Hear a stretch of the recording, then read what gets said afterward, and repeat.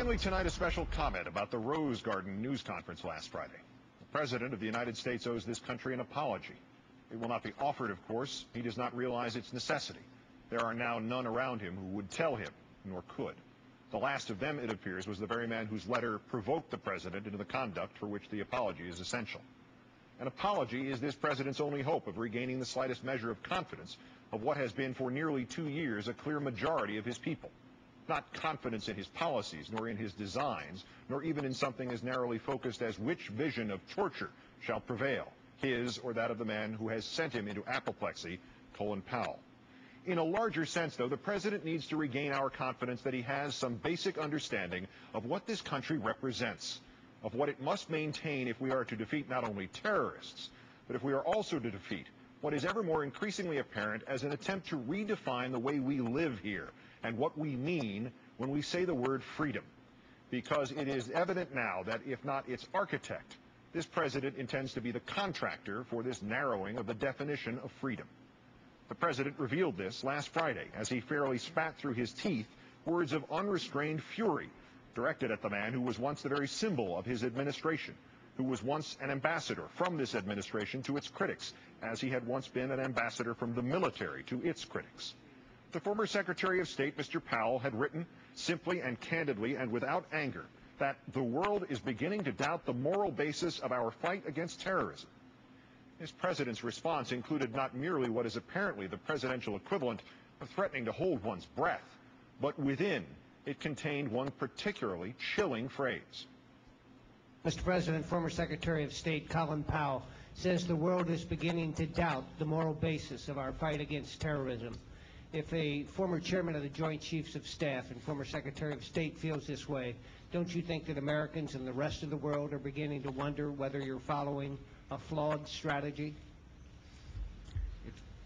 If there's any comparison between the compassion and decency of the American people and the terrorist tactics of extremists, it's flawed logic. I simply can't accept that. It's unacceptable to think that there's any kind of comparison between the behavior of the United States of America and the action of Islamic extremists who kill innocent women and children to achieve an objective.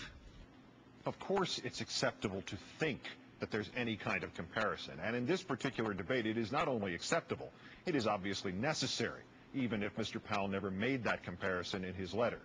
Some will think that our actions at Abu Ghraib or at Guantanamo or in secret prisons in Eastern Europe are all too comparable to the actions of the extremists. Some will think that there is no similarity, or if there is one, it is to the slightest and most unavoidable of degrees.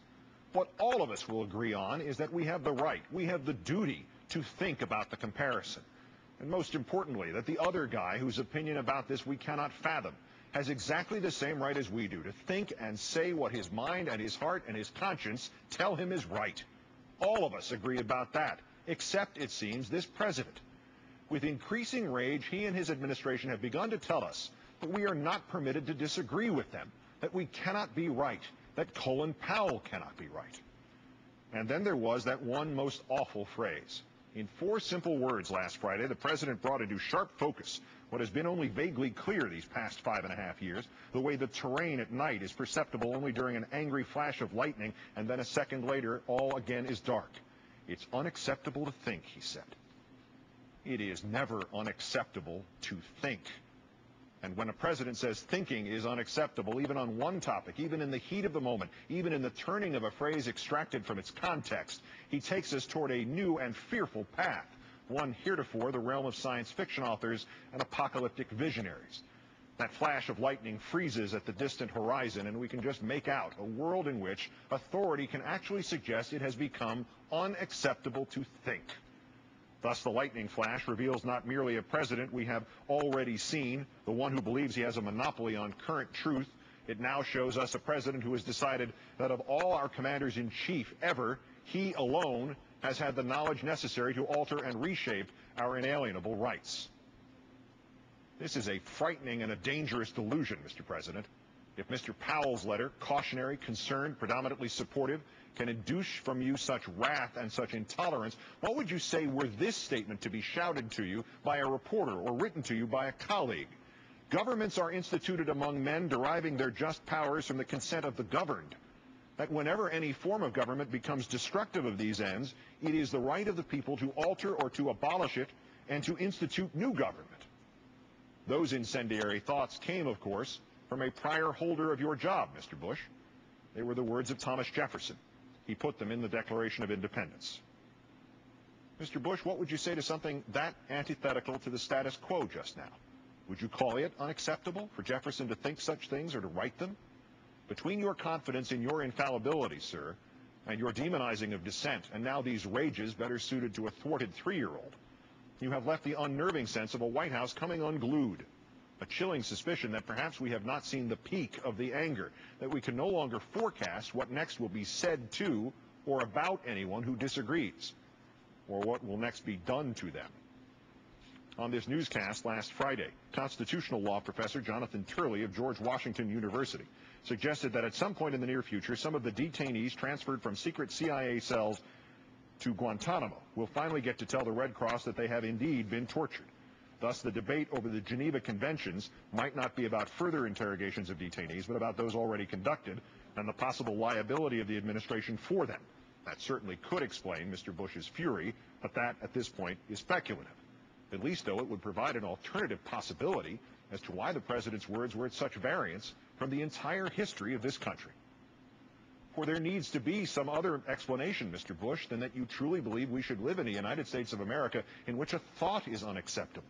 There needs to be a delegation of responsible leaders, Republicans or otherwise, who can sit you down as Barry Goldwater and Hugh Scott once sat Richard Nixon down and explain the reality of the situation you have created. There needs to be an apology from the President of the United States. And more than one. But Mr. Bush, the others, for warnings unheeded 5 years ago, for war unjustified 4 years ago, for battle unprepared 3 years ago, they are not weighted with the urgency and the necessity of this one. We must know that to you, thought with which you disagree, and even voice with which you disagree, and even action with which you disagree are still sacrosanct to you.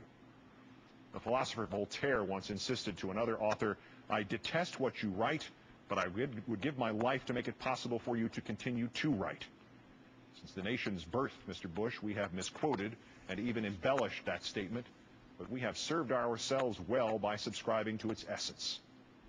Oddly, there are other words of Voltaire's that are more pertinent still just now. "Think for yourselves," he wrote, "and let others enjoy the privilege to do so too." Apologize, sir, for even hinting at an America where a few have that privilege to think, and the rest of us wind up getting yelled at by the president. Anything else, Mr. Bush, is truly unacceptable. I'm Keith Olbermann.